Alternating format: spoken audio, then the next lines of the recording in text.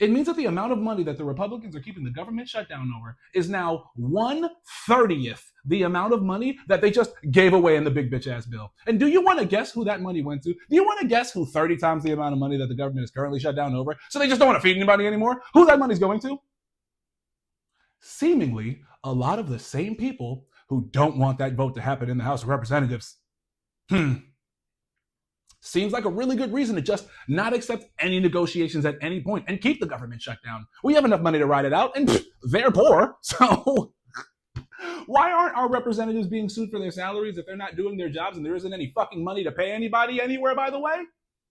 I don't know if you've been to an airport recently, but there are a lot of people who are doing their jobs who aren't getting paid. Why are there people who aren't doing their jobs who are getting paid? I want that money back, and I want it going to the people who are doing their damn jobs.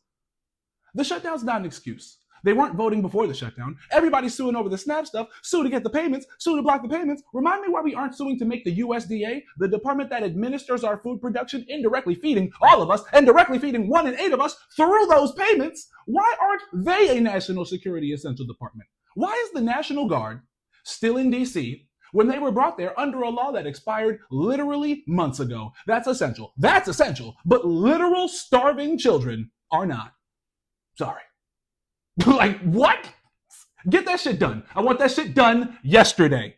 The Bump administration is clearly using it as a bargaining chip in this shutdown, literally because it's so essential to Americans. So stop the bullshit and get a declaration as such, all right?